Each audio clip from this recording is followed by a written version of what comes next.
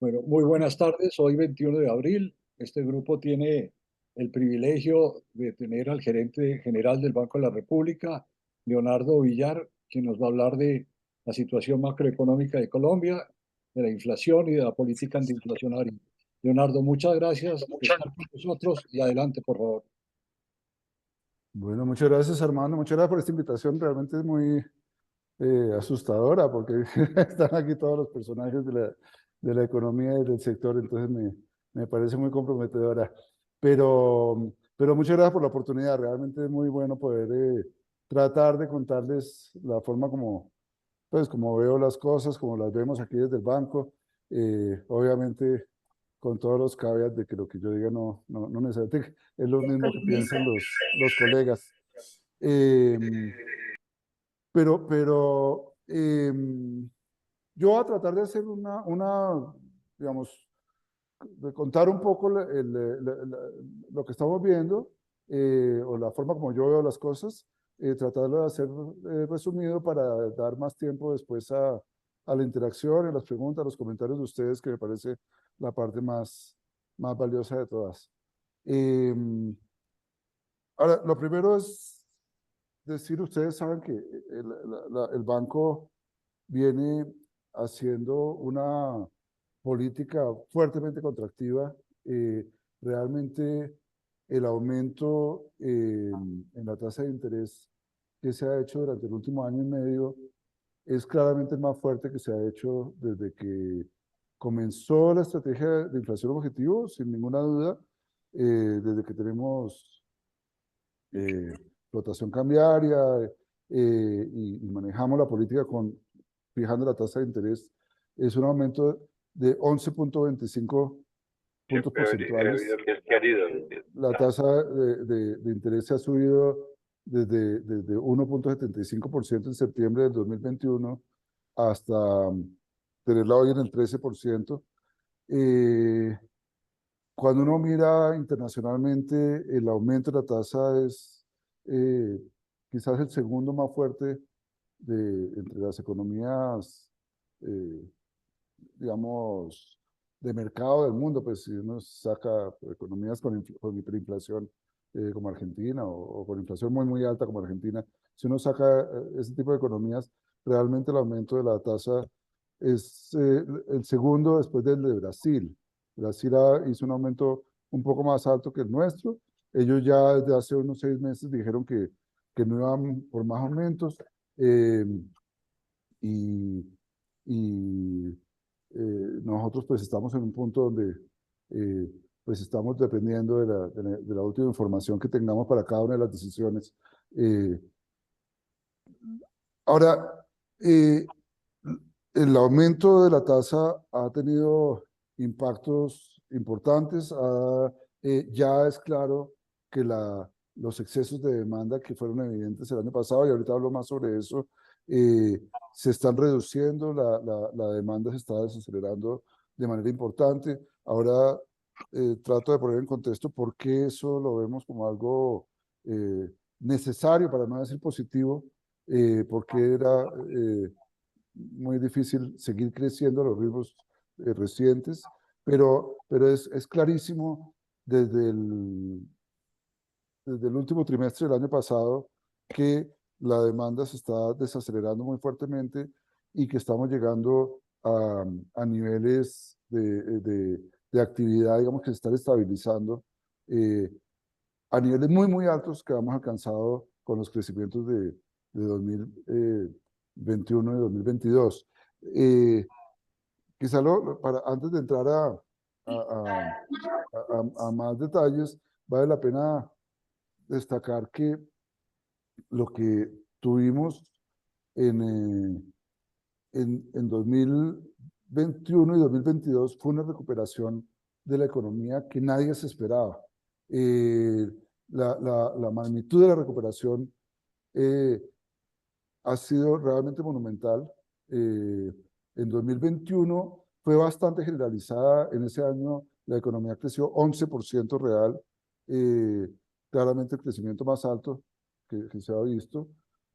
Pero en ese año, en 2021, estábamos simplemente rebotando de la caída del 2020, de la caída de la pandemia. Y estaba sucediendo algo parecido en muchos otros países. El crecimiento de Colombia fue parecido al de, al de Perú, al de Chile. Donde fuimos absolutamente excepcionales fue en el crecimiento del 2022. En 2022, todos los demás países empezaron a desacelerarse. El promedio de América Latina fue un crecimiento de menos de 4%. eh, eh, eh, eh, y en cambio Colombia siguió creciendo a tasas récord históricas. En 2022 crecimos al 7.5%. La cifra, en algún momento esperábamos que fuera 8%. Después el DANE revisó a la baja el dato del tercer trimestre del año pasado, y entonces terminó siendo 7.5%, pero incluso con esa cifra es casi el doble del crecimiento promedio de América Latina. Eh, ese, yo me he puesto a buscar como qué países pudieron haber crecido más que Colombia, y realmente solo he encontrado dos. Uno es Guyana, Guyana porque que solo produce petróleo son los descubrimientos que están aumentando la producción de petróleo de una manera monumental.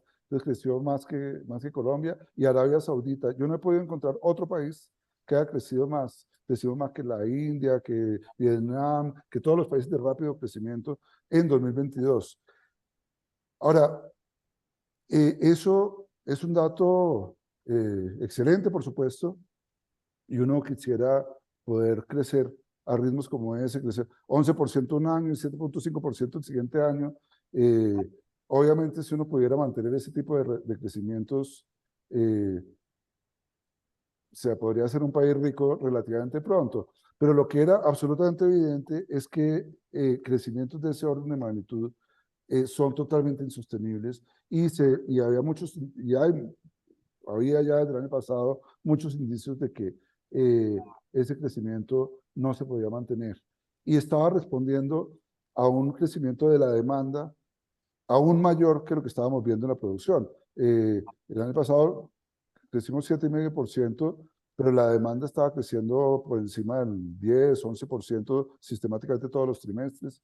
Eh, o sea, estábamos creciendo a un ritmo enorme, pero no estaba dando abasto la producción para abastecer la demanda. ¿Y eso en qué se refleja? En que hay unas presiones inflacionarias fuertes que se alimentaban también por los choques de oferta que se presentaron a nivel internacional. Pero el exceso de demanda era absolutamente evidente. Y se refleja también en el hecho de que el, en la medida en que la producción no es suficiente para abastecer la demanda que estaba creciendo tanto, lo que se empieza a manifestar es un déficit en cuenta corriente que se amplió muy fuertemente y llegó a niveles récord el año pasado de un déficit en cuenta corriente de la balanza de pagos de 6.2% del PIB. Ese déficit es eh, de, de los más altos, o posiblemente el más alto, de la historia de Colombia. Había habido uno parecido por allá en 2015, pero en 2015 había una explicación muy clara. Se acaba de caer el precio del petróleo. La caída del precio del petróleo nos dejó, digamos, con unas importaciones muy altas y los ingresos se cayeron. Aquí, en 2022, tuvimos un déficit de esa magnitud en un año de boom de precios del petróleo, del carbón, de café. Todos estaban en boom. Los precios de nuestras exportaciones estaban creciendo de una manera impresionante, con unos términos de intercambio particularmente altos. Tenemos el déficit más alto de la historia. Eso era un reflejo de un exceso de demanda monumental. Otro elemento, digamos, otro indicio, digamos, del exceso de demanda era un crédito que empezó a crecer muy rápido, y en particular un crédito de consumo que estaba creciendo a ritmos que para el tercer trimestre del año pasado eran de más del 23% nominal, el crédito de consumo. Eso claramente era mayor de lo que podía sostenerse, eh, y un crecimiento del crédito de consumo muy superior al crecimiento de los ingresos de los consumidores, de los ingresos de los hogares, y que en un momento en que las tasas de interés estaban subiendo, pues iba a conducir a, a un aumento de la carga financiera para los hogares monumental. Entonces, era algo que podía presagiar muy fácilmente, si no se paraba rápidamente, una situación de dificultades financieras prontas. Eh, ahora, eh, ante eso, pues fue muy evidente eh, la la necesidad necesidad de de aumentar aumentar la... y Y empecé a oír un eco, qué pena. No sé si es... Perdona que ya Ah, ya, se les entró algo, perdón. ya listo. El aumento en la tasa de interés, el crecimiento de la política monetaria que habíamos empezado ya desde 2021, eh, eh, pues se hizo, era claramente necesario de todas maneras, pero se hizo más necesario cuando empezaron a aparecer los choques de precios internacionales que agravaban las presiones inflacionarias, que los problemas con las cadenas mundiales de valor en el 2021, el mundo estaba creciendo tan rápido que los puertos y los buques no daban abasto para transportar las mercancías, los fletes se dispararon de una manera impresionante, después vino la invasión de Ucrania, todo este tipo de cosas pues generaron unas presiones de oferta, pero unas presiones de oferta que se daban en el contexto de una demanda muy acelerada y que obviamente con esa demanda tan dinámica, pues era lo que teníamos era un caldo de cultivo para las presiones inflacionarias y para que se generaran, para que se expandieran rápidamente esas presiones inflacionarias. Ahora, eh, la política, que ya lo mencioné, la política, digamos, de restricción monetaria, de aumento de la tasa de interés, empezó a reflejarse con un rezago. Al principio no se veía nada, la gente empezó a criticar que eso no se iba para nada. En algún momento hubo unas declaraciones incluso del presidente diciendo que esa no era la política adecuada, que no se veía ningún efecto sobre la inflación, ni siquiera sobre la demanda. Pero es claro que desde octubre para acá, desde el cuarto trimestre del año pasado, el impacto sobre la demanda se ha empezado a sentir. ¿Cómo se ha sentido? De muchas formas. Una es, ya mencioné que el déficit de cuenta corriente se había ampliado muchísimo porque el crecimiento de la demanda se empezó a abastecer con importaciones. Las importaciones habían empezado a crecer a un ritmo que hasta septiembre o agosto del año pasado era un crecimiento de las importaciones de 40% en dólares anuales. Digamos, cualquier mes del año pasado hasta septiembre, el crecimiento frente al año anterior era un crecimiento del orden de 40% o más en su valor en dólares. A partir del último trimestre y en particular desde noviembre, lo que vemos es que las importaciones ya no solamente no crecen a ese ritmo, sino que caen, están cayendo las importaciones y eso permite prever un ajuste muy importante en el déficit en cuenta corriente de la balanza de pagos. El año pasado ya mencioné que el déficit fue del 6.2% del Producto Interno Bruto, un déficit récord, a pesar de los términos de intercambio tan altos. La perspectiva que hay para este año, a pesar de que los precios de los commodities se están cayendo, de nuestros commodities de exportación están cayendo, la perspectiva es que el déficit de cuenta corriente sea del orden de 4% del PIB, o sea, es una reducción sustancial en el déficit, y eso en buena medida obedece a esas importaciones que en términos absolutos, en dólares, ya están cayendo. Ahora, ese ajuste en la cuenta corriente obedece en parte a la restricción de la demanda que se genera con un rezago por el aumento de la tasa de interés. Yo diría que también es importante el ajuste en las finanzas públicas. En lo que se está viendo para este año es una reducción en el déficit fiscal. Aquí está Andrés Velasco, pero el déficit fiscal en Colombia ha tenido un comportamiento peculiar, por decirlo lo menos, en los últimos años, El año 2020 fue un déficit monumental, de récord histórico, pero fue muy parecido al de otros países de la región, al de Perú, al de Chile. Lo que fue peculiar de Colombia es que en el año 2021 no se redujo el déficit de una manera sustancial. Se mantuvo un déficit de más de 8% del Producto Interno Bruto en 2021, cuando ya estábamos saliendo de la pandemia. Y en 2022 el déficit se redujo en buena medida porque la economía estaba aumentando tanto que los recaudos y los ingresos por exportaciones y los ingresos tributarios asociados a las exportaciones de petróleo pues estaban aumentando tanto que permitieron reducir el déficit, y además hubo algunos efectos de la reforma tributaria del 2021 que permitieron que el déficit bajara del 8% al 5.5% del Producto Interno Bruto. Para este año el déficit va a bajar al 3.8% del Producto Interno Bruto, que es una reducción importante. El déficit, el balance, digamos, quitando intereses, va a ser positivo. Vamos a tener el superávit en 2023. Eso es un resultado importante. Entonces se une la política fiscal y la monetaria, y eso reduce la demanda y va a permitir que el déficit en cuenta corriente de la balanza de pagos se reduzca de manera importante. Ahora,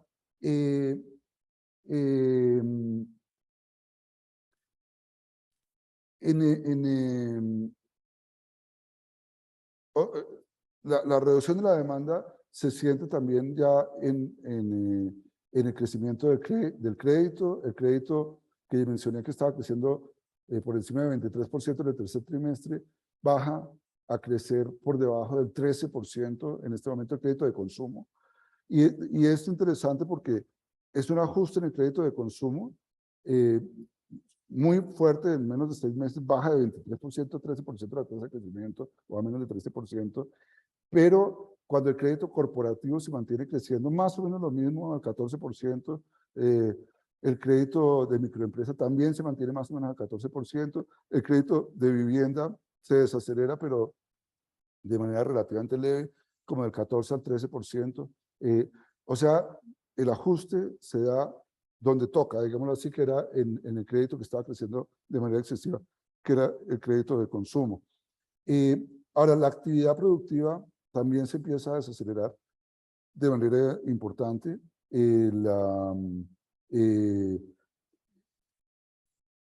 Pues, como ya dije, crecimos en promedio en el año pasado 7.5%. El último trimestre el crecimiento fue del orden de 2.9%, según el DANE.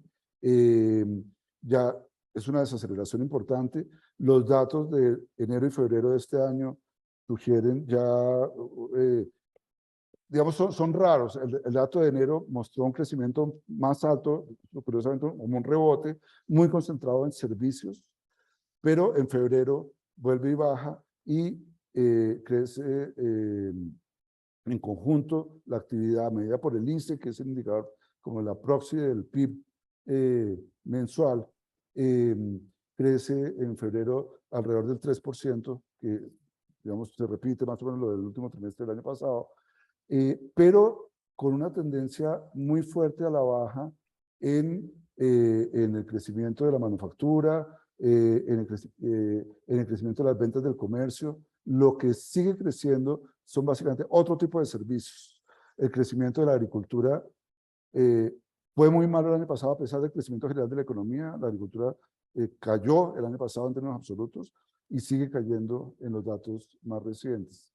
Entonces, lo que ve uno es que la parte que depende más de la demanda pues ha empezado a desacelerarse, y eso de alguna manera era lo que se veía necesario, y es una respuesta a la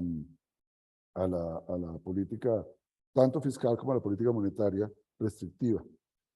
¿Qué es lo que se espera con estas políticas para este año?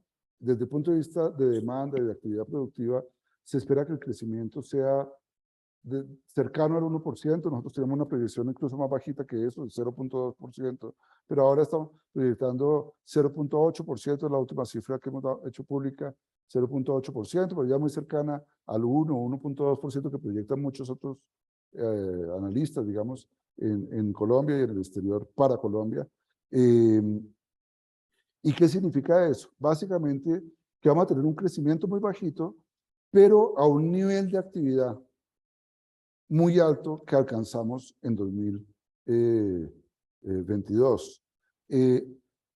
Esta idea de que tenemos crecimiento bajito, pero un nivel de actividad muy alto, es una idea muy difícil de expresar, digamos, de llevar al público en general, pero creo que es muy importante.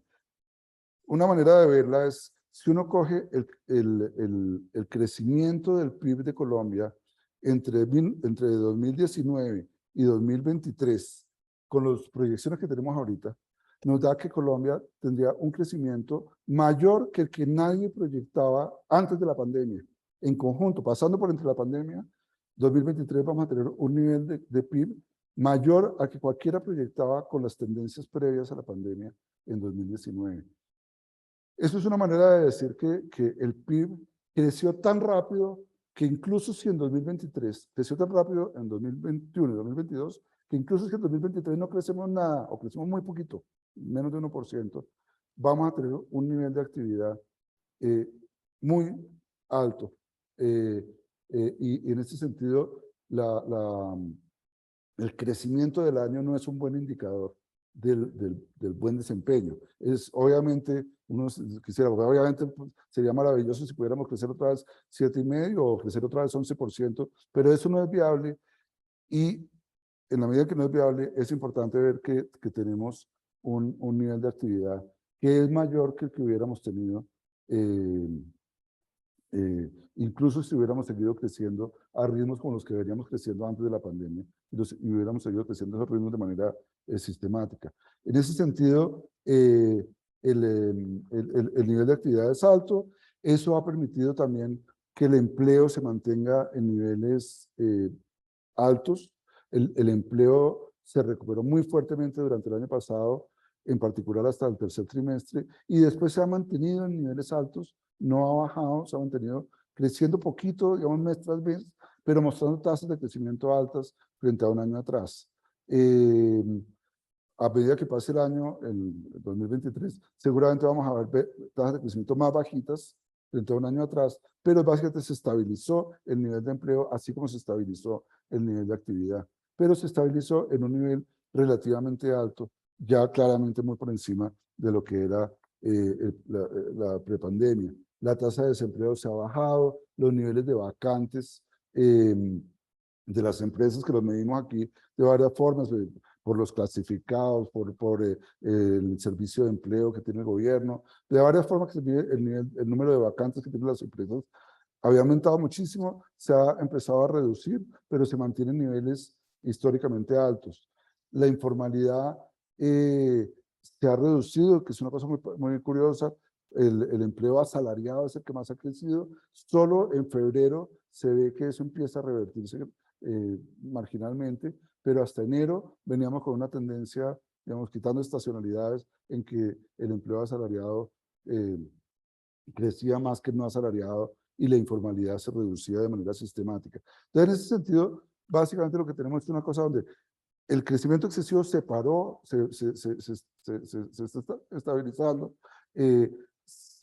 pero eso no significa que estemos cayendo. El nivel de actividad se mantiene en niveles altos.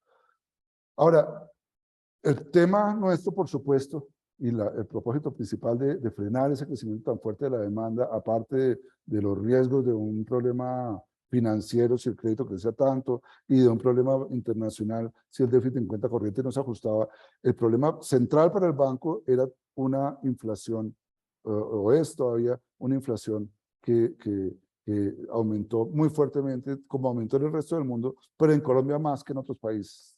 La inflación la tenemos desde enero en niveles de 13.3%, y a diferencia de todos los demás países de la región, nuevamente quitando a la Argentina y a Venezuela, si uno mira todos los demás países comparables a Colombia, lo que ve es que todos han empezado a ver reducciones en la inflación. En el caso colombiano, la inflación no ha empezado a bajar. El dato se ha mantenido con pequeños aumentos, muy marginales, pero aumentos de todas maneras entre enero y febrero y marzo. Eh, pasamos de 3.26%, algo así en enero, a 3.28, 28% en febrero y a 13.34%, todos con un solo decimal de 13.3% desde enero hasta marzo. Y no hemos empezado a ver una reducción de la inflación. Ahora, ¿qué ha explicado esta inflación tan persistente y tan terca, digamos, que nada que baja a pesar de la contracción de la demanda? Hay varios elementos, algunos internacionales, pero varios específicos de Colombia que vale la pena resaltar. El primero es la magnitud de lo que ha pasado con los precios de los alimentos. Los precios de los alimentos terminaron creciendo el año pasado 28%. Cuando digo 28%, no es solo lo que significa crecer 28% los alimentos en un año, o sea, tenemos la inflación muy alta, en cerca de 13%, pero los alimentos creciendo más del doble que eso, 28%, pero 28% con respecto, digamos, a diciembre del 2021, cuando ya el problema era la inflación de alimentos. En diciembre del 2021 ya estaban los alimentos creciendo cerca del 20%. De tal forma que lo que tenemos es que en 2 años los alimentos han aumentado cerca del 50% o más del 50%. Eso es un aumento monumental, es un aumento que se explica parcialmente por el aumento de los costos de fertilizantes, porque, por la devaluación del peso, por aumentos internacionales en los precios de algunos productos agrícolas, pero si uno ve los demás países, no encuentra otro país donde el aumento de precios de los alimentos haya sido de la magnitud de Colombia. Ahora, en Colombia tuvimos ese aumento de precios y una caída en la producción de alimentos, una caída en la producción agropecuaria. Es el único sector que cayó en términos absolutos su producción en 2022. Cuando la economía estaba creciendo, cuando la demanda estaba disparada, la producción de agropecuaria se cayó durante el 2022, se cayó de una manera significativa. Entonces, el primer elemento es un crecimiento, el primer elemento, digamos, específico de Colombia es un crecimiento de la inflación de alimentos de esta magnitud. Digamos, creo que eso hay que entender bien qué es lo que hay detrás de eso, cuáles son los problemas más estructurales. Hay algunas explicaciones relacionadas con el clima, pero yo realmente no creo que el clima del año pasado pueda explicar tanto esos temas. Hay algunas explicaciones, especialmente para el primer semestre del año pasado, que venían de los rezagos de lo que pasó en abril y mayo del 2021 con los paros y los bloqueos, y que dañó muchísimas cosechas y dañó los flujos de caja de muchos cultivadores. Pero eso tampoco puede uno decir que eso sigue siendo la explicación 2 años después. Pero realmente hay un tema que es difícil de entender. Creo que parte del problema está también asociado con el exceso de demanda y con una devaluación, que es algo a lo que me refiero ahorita, una devaluación muy fuerte del peso, mucho mayor que en otros países. Ahora, los precios de los bienes regulados, lo que llaman los regulados, también han venido creciendo fuertemente. Aquí yo me atrevo a decir que han crecido en el periodo más reciente por razones sanas, por decirlo de alguna forma. Aquí a lo que me refiero fundamentalmente es al aumento de los precios de la gasolina y los precios de las tarifas de energía eléctrica. Que lo que ha pasado recientemente, digamos, si uno ve los precios de los regulados, estaban creciendo a finales del año pasado al 11% y ahorita están creciendo casi 15%. ¿Por qué? En buena parte porque duramos con estos precios congelados más de un año, en particular los de la gasolina se congelaron. En energía eléctrica para la costa atlántica se hicieron unos contratos donde se dijo las empresas pueden cobrarle a la gente las pérdidas de energía. O sea, si algún municipio no les paga, no importa, ustedes se lo cobran al resto de la población, pero no se los pagan durante este año, empiezan a cobrárselo en agosto del año entrante. Y así es el contrato. En agosto del año entrante empiezan a cobrar la deuda que la población en general está asumiendo por aquellos que no pagaron porque se está robando la energía. Y entonces empieza en un aumento monumental en las tarifas en el segundo semestre del año pasado, que se une a una recuperación de los precios del petróleo, que en otros países no se vio en su momento, y se vio en un aumento muy fuerte de la inflación cuando se estaba aumentando el precio internacional de petróleo, pero en Colombia no se vio en ese momento, se está viendo ahora con un rezago. Entonces, hoy estamos viendo aumentos de los precios de la gasolina y aumentos de los precios de las tarifas de energía, y eso nos complica un poco la vida en el corto plazo, pero como digo, es de alguna manera algo sano desde el punto de vista fiscal, que en el caso de la gasolina, por lo menos, ese ajuste se esté dando y no estemos aumentando la deuda pública del FEPEC para dar subsidios a la gasolina. Ahora, en el caso de la inflación básica, de lo que no es ni alimentos ni precios regulados, ni energía, digamos, lo que hemos visto es una tendencia creciente de la inflación sistemática mes tras mes. Los últimos 2 meses se alivia un poquito en el sentido de que crece menos rápido que los meses anteriores, incluso crece un poquito menos rápido de lo que estábamos proyectando en el propio banco, pero se ha acelerado de todas maneras la inflación, está en 10.5% en este momento de la inflación básica, medida de esa forma como inflación sin alimentos y sin regulados. Ahora, ¿por qué crece tanto la inflación básica? Creo que hay al menos 3 elementos que vale la pena destacar ahí para ver cuáles son las perspectivas. El primero es que el exceso de demanda que se conformó y que era muy evidente hasta el tercer trimestre del año entrante, persiste.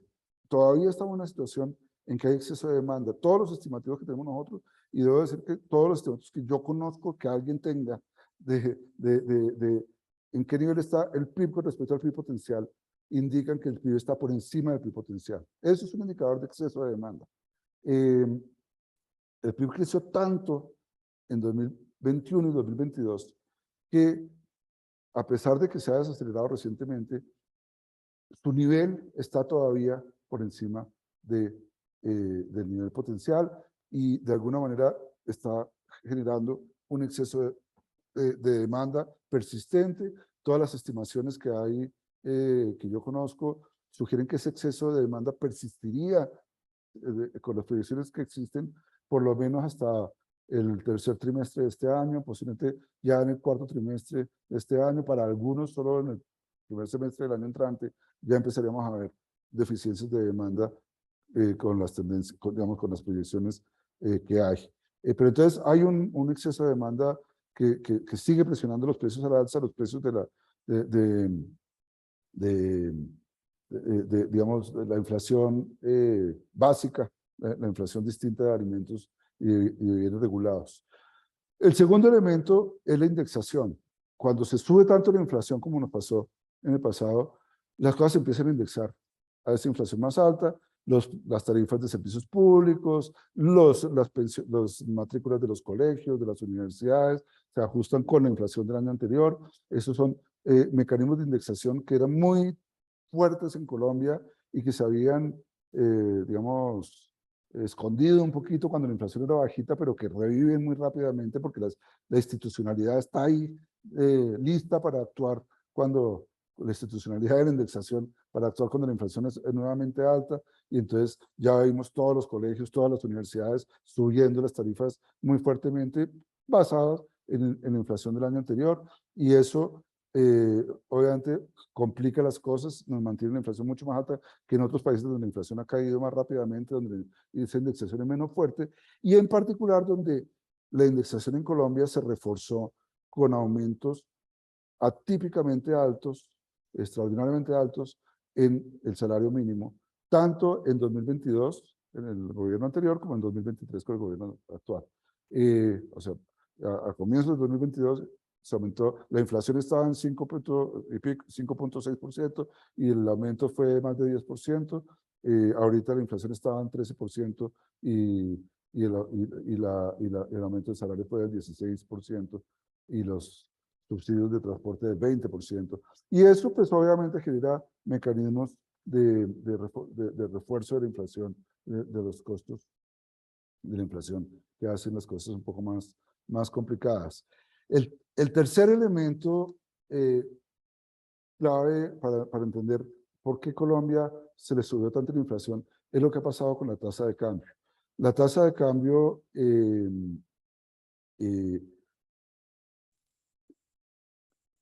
digamos, si uno la mira hoy, a pesar de que las cosas se han ajustado mucho, que ha bajado en los últimos meses, si uno la mira hoy y compara con un año atrás, la tasa de cambio es superior a la que teníamos hace un año en cerca del 20%, y si miramos con respecto a hace 2 años, es superior en 25%. Si uno mira, digamos, Brasil, Costa Rica, México, Uruguay, esos 4 países, Brasil, Costa Rica, México, Uruguay, todos tienen apreciación absoluta en los últimos 2 años. O sea, hoy la tasa de cambio de ellos es menor a la que tenían hace 2 años. En el caso nuestro, repito, tenemos 25% más alta la tasa de cambio, a pesar de que hoy estamos muy ajustados con respecto a hace unos meses. Ahora, en el caso de Chile, por ejemplo, la depreciación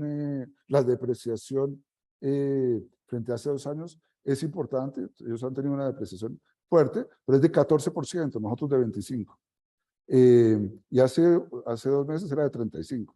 Entonces, tenemos una tasa de cambio que se ha depreciado mucho. En el caso de Perú también han tenido una pequeña depreciación, pero es de 1.9%. Nosotros, repito, del 25% frente a hace 2 años.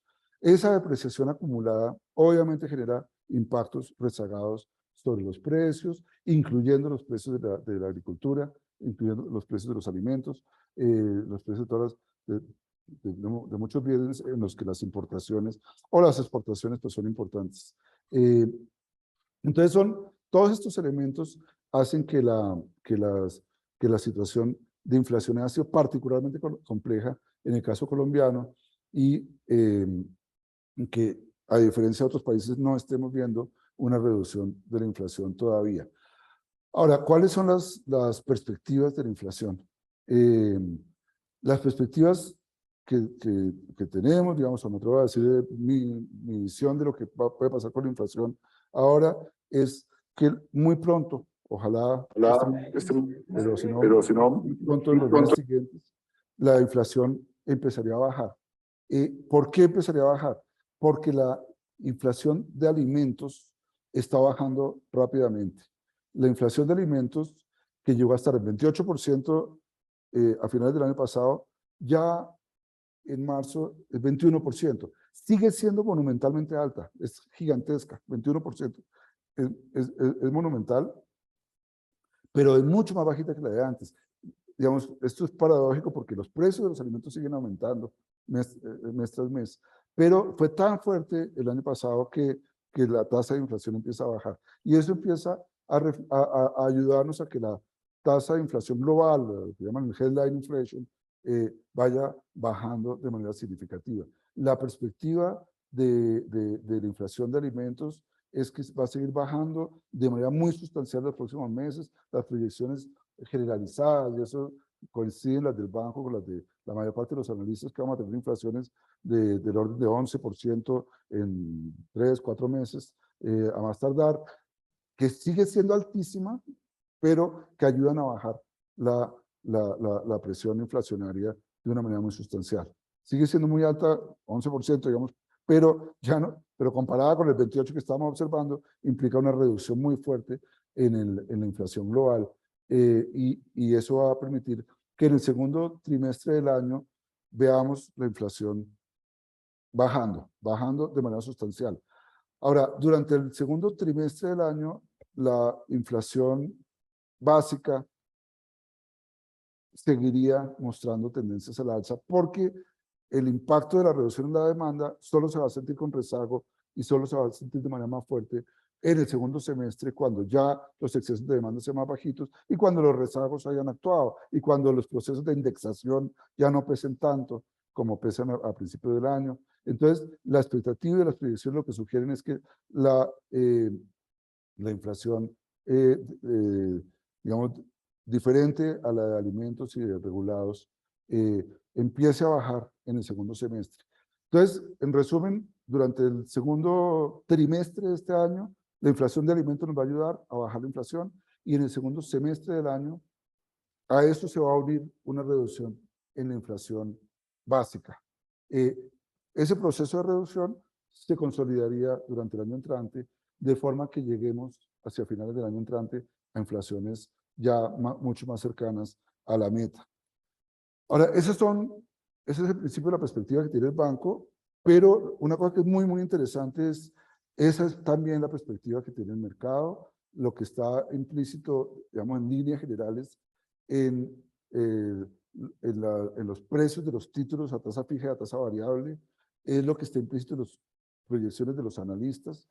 Digamos, nosotros hacemos una encuesta entre analistas como Banco de la República, y la encuesta de los analistas lo que sugiere es que a un año vista la inflación va a ser 7%. Dentro de un año la inflación estará en 7%. Esto es muy interesante, pues estamos en 13.3% y los analistas proyectan en general dentro de un año vamos a estar en 7% y dentro de 2 años en 4%. Eso es lo que están diciendo los analistas libremente, digamos, analistas independientes están diciendo hoy. De alguna manera eso muestra una credibilidad en el ancla que representa la meta de inflación y en que las cosas se están haciendo para volver hacia la meta. Ahora, eso no es la meta que nosotros queremos. ¿Por qué? Porque eso es a un año vista de hoy, estamos en marzo, o en abril, o a 2 años vista, o sea, en abril del año 2025. La meta del banco es volver a una inflación en el rango alrededor del 3% para finales del 2024. Y la proyección de los analistas para finales del 2024 está todavía por encima de ese nivel, está en los alrededores del 5%, se ha venido ajustando a la baja recientemente en los últimos 2 meses, y eso es interesante, pero no está todavía realmente anclada a la meta del banco. En cualquier caso, yo destacaría que hay una credibilidad en que la inflación va hacia la baja, que va rápidamente hacia la baja, a pesar de que no ha empezado a verse eso, pero que eso lo vamos a empezar a ver muy pronto. Ahora, digamos, quisiera terminar con 2 temas para cerrar y para más bien abrir a la discusión. Uno es, se plantea mucho si al banco le interesa el crecimiento o no le interesa, y por qué se concentra tanto en la inflación, y por qué se concentra que la meta de inflación se vuelva a alcanzar a finales del año entrante, porque más bien no nos demoramos 4 o 10, o 10 años en volver a la meta y así dejamos que la economía siga creciendo a ritmos mayores. La respuesta es, yo creo que eso es un falso dilema. Para poder crecer, se necesita tener una inflación baja. Por muchas razones, no solamente por los efectos redistributivos que tiene la inflación, hay cosas tan básicas como que para poder tener tasas de interés bajitas para el gobierno y para el sector privado, es indispensable que la inflación sea bajita. No podemos tener tasas de interés bajitas, no existen tasas de interés bajitas en una economía que tiene inflación alta. Pues que lo digan en Argentina, cuando la inflación es alta, pues las tasas de interés se suben solas.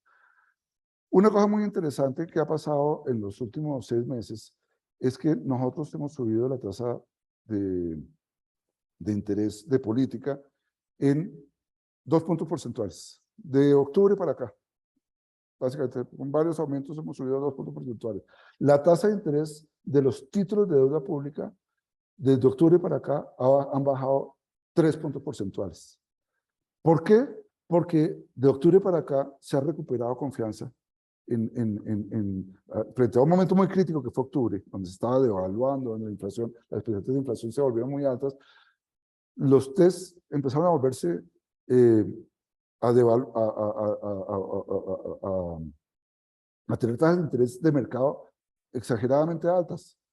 Para que alguien comprara un test tenían que pagarle una tasa de interés absurda, en un momento era 15%, y eso se bajó a 12%, es una bajada de 13 puntos porcentuales, de 3 puntos porcentuales, en un momento en que nosotros hemos subido la tasa de interés de un día, que es la que manejamos nosotros.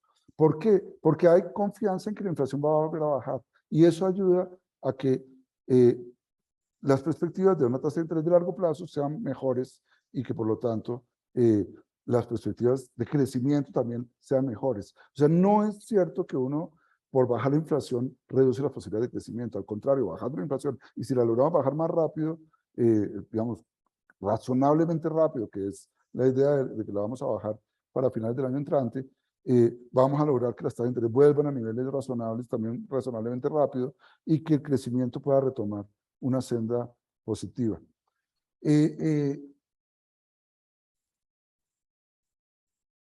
Esto, digamos, simplemente para argumentar que digamos, ser laxos con el retorno a la meta de inflación no es necesariamente algo que ayude a que la economía pueda crecer más. Podría crecer en el muy corto plazo, si uno le da un impulso a la demanda, bueno, pues crece un poco, pero posiblemente generando una situación de crisis que puede complicar las cosas y que haría más difícil que después ese crecimiento se mantenga o eventualmente que nos conduzca a una caída real, ahí sí una caída en el nivel de actividad productiva, que es el que afortunadamente no estamos viendo hoy, cuando digo tenemos una actividad productiva mucho mayor que la que incluso se proyectaba antes de la pandemia. El último tema que quiero comentar muy brevemente para terminar es sobre el sistema financiero. El tema del sistema financiero está muy de moda ahora por lo que ha pasado en Estados Unidos. Ustedes han oído pues todos los problemas del Silicon Valley Bank, del Signature Bank, en general de todo lo que llaman en Estados Unidos los bancos regionales, que son bancos que ellos dicen que son pequeños, pero que son monumentalmente grandes. El Silicon Valley Bank tenía activos por $250 mil millones, que es casi que el tamaño del PIB colombiano. Eso es un banco que en Colombia sería monumentalmente grande, pero allá lo llaman pequeño. Y la discusión que se ha dado eso es muy comprensible porque es que con el aumento de tasa de interés que han hecho en Estados Unidos, es como no se va a quebrar no se van a quebrar los bancos. Lo que es interesante es que allá la tasa de interés ha aumentado mucho menos de la mitad de lo que hemos aumentado en Colombia.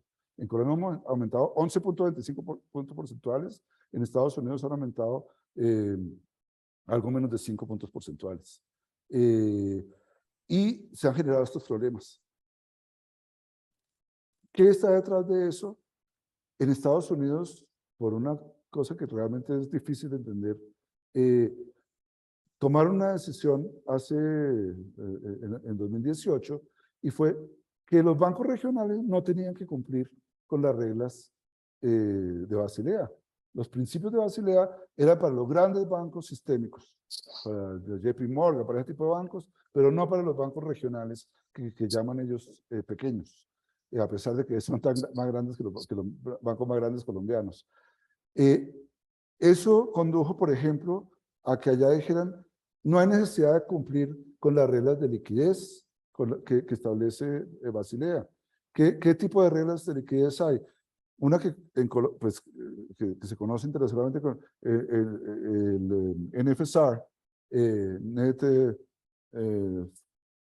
bueno, no me acuerdo cómo que es, Stable, es el coeficiente de financiamiento estable neto, que es lo que en Colombia llamamos el CEFEN, el coeficiente de financiamiento estable neto, que básicamente lo que dice es, si usted tiene crédito o activos que están colocados a más de un año, debe tener un financiamiento estable a más de un año o que sea previsiblemente estable a ese plazo eh, para fondear esos activos. Eso lo tenemos en Colombia. Si alguien quiere decir que tiene activos líquidos, los activos líquidos necesariamente tienen que estar valorados a precios de mercado.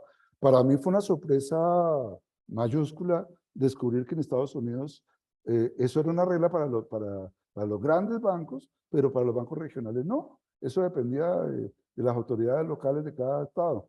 Y las autoridades locales de varios estados simplemente no les piden eso. Les parece que eso lo deben manejar ellos. Y las calificadoras de riesgo no se dieron cuenta de eso y le bajaron la calificación a estos bancos después de que se volvieron ilíquidos. Eso, digamos, es algo que quiero resaltar en el sentido de que Colombia ha tenido un aumento en la tasa de interés de unas magnitudes realmente históricas y tiene un sistema financiero absolutamente sólido donde estos problemas de liquidez simplemente no existen. No existen porque las reglas han hecho que los bancos se ajusten y tengan la liquidez que requieren, tengan la solvencia que requieren, están muy por encima de los niveles de solvencia requeridos. El aumento de la tasa de interés obviamente ha generado un aumento en la morosidad de los créditos de consumo, pero la morosidad hoy está en niveles del orden del 6%, mucho mayor de la que veíamos hace unos meses, pero es algo absolutamente manejable y afortunadamente este ajuste se hizo de una manera suficientemente oportuna para que no genere grandes dificultades. Yo creo que ahí el papel que ha habido, digamos, de las autoridades financieras, incluido por supuesto, o en particular la Superintendencia Financiera, ha sido absolutamente fundamental. Ahora, la crisis de Estados Unidos tiene un impacto, la crisis de esos bancos de Estados Unidos tiene un impacto que puede ser paradójicamente positivo, digámoslo así, para países como Colombia. Y es en la medida en que por el lado financiero propiamente dicho no tenemos un problema, lo que puede pasar en Estados Unidos y de golpe en Europa también por situaciones distintas, que es lo de Credit Suisse, es que parte del ajuste que ellos tienen que hacer no se hace a través de mayores aumentos de la tasa de interés, sino que parte se da porque los bancos se vuelven más cuidadosos al dar crédito, simplemente porque están asustados por su propia situación. Y en la medida en que se da el ajuste por esa vía, es posible que la liquidez, digamos que los bancos centrales no se vean forzados, el FED y el Banco Central Europeo, a subir la tasa de interés en las magnitudes en que preveían hacerlo hace un par de meses. Hace un par de meses la perspectiva era que la tasa de interés del FED iba a llegar a niveles entre 5,5% y 6%. Hoy eso está mitigado, digamos, y la sensación es que van a mantener más liquidez, en parte por el problema financiero, en parte porque la situación financiera les está haciendo parte del trabajo de ajuste, y eso eventualmente puede ayudar a que haya más liquidez en los mercados internacionales, a que haya situaciones como las que hemos tenido en las últimas semanas, y que esa liquidez ayuda a que el dólar se deprecia y entonces los demás monedas nos apreciamos, como nos está pasando a Colombia, vemos una apreciación del peso, vemos más tranquilidad en los mercados, vemos más facilidad en que entren recursos a comprar TES, TES que se han venido valorizando de una manera muy importante, y todo eso puede configurar un escenario que con una tasa de cambio más apreciada nos ayude también en ese proceso de reducción de la inflación. Paradójicamente, a raíz de un problema financiero en los Estados Unidos. Entonces, me parece interesante destacar que ese problema de Estados Unidos de los bancos, pues no tiene una contrapartida en Colombia.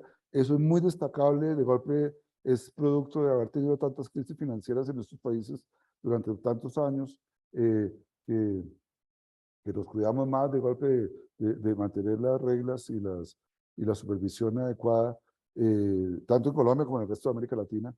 Y entonces hoy la región de golpe se puede volver, o se está volviendo eventualmente un punto, digamos, a donde quieren ir los inversionistas más fácilmente.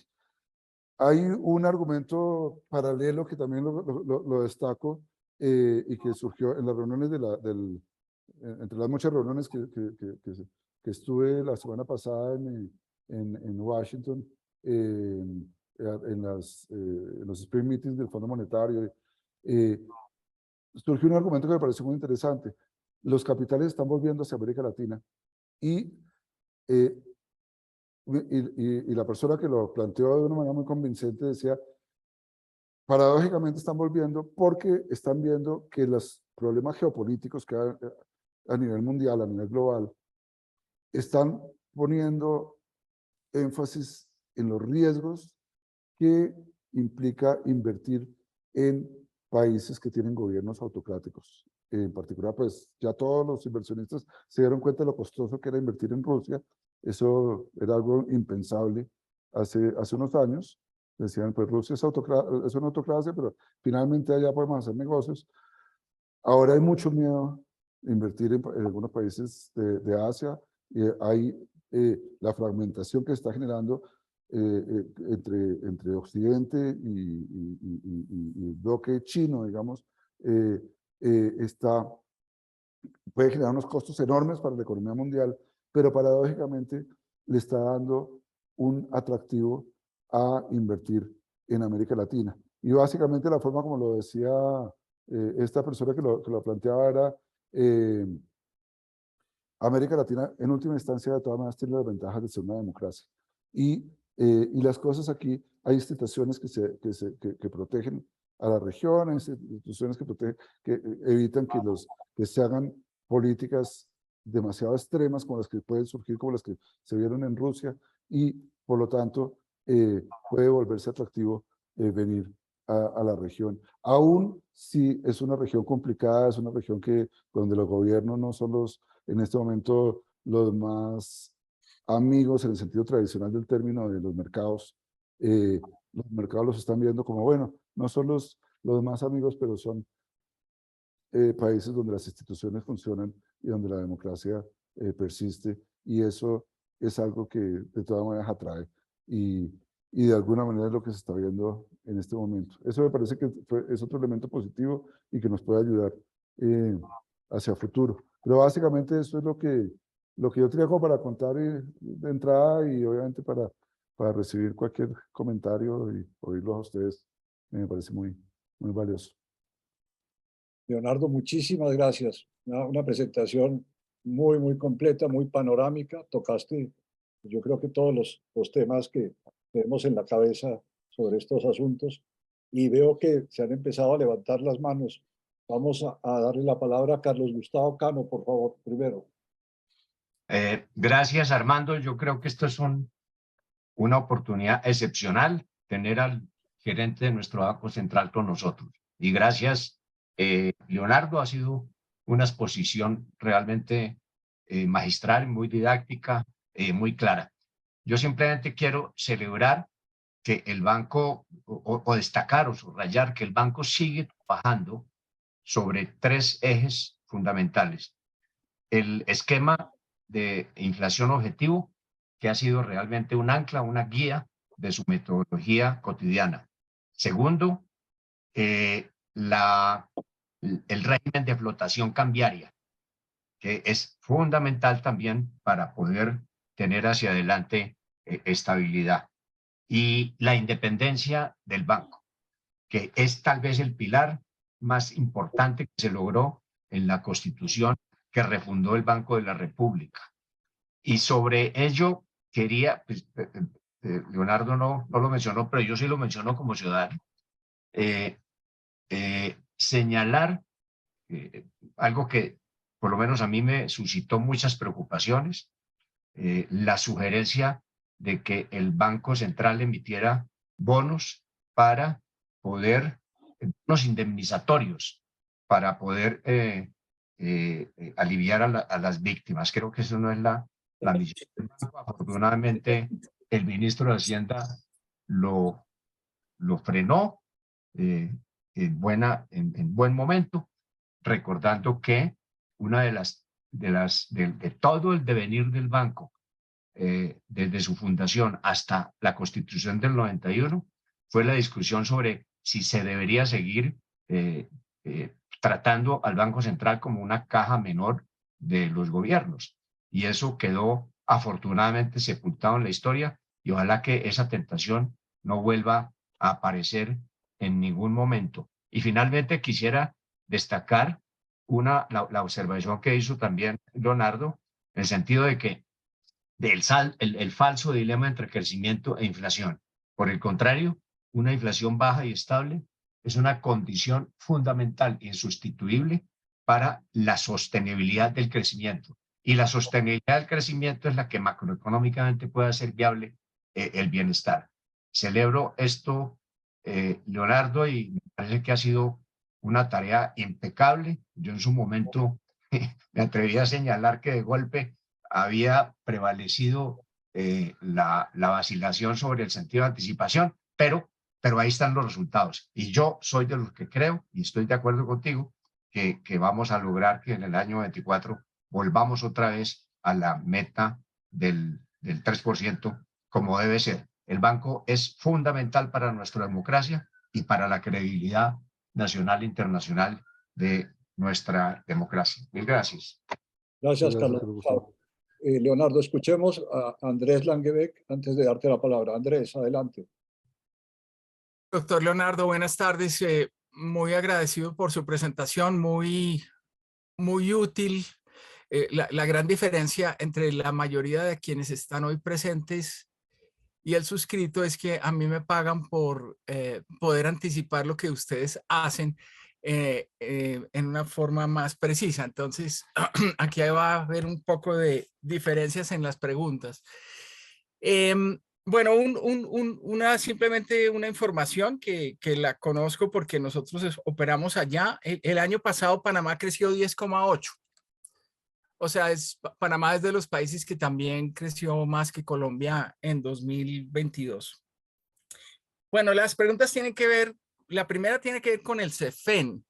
Y nosotros el año pasado advertíamos que la implementación del CEFEN en Colombia estaba generando un efecto sobre tasas de interés de captación significativamente importante. Y se está dando a partir del 31 de marzo o antes de cumplir la meta del 31 de marzo, se está dando el fenómeno contrario, y es que ya el haber cumplido con los indicadores del CEFEN ha aliviado la presión sobre tasas de captación. Quería oír por parte del banco la posición oficial sobre qué tanto contribuyó el CEFEN al ajuste de la política monetaria en 2022 y qué tanto estaría no contribuyendo En segundo lugar, me gustaría saber, pues el tema de la tasa de cambio, yo sí creo que es uno de los determinantes y lo mencionaste en forma bastante explícita y en forma muy apropiada. El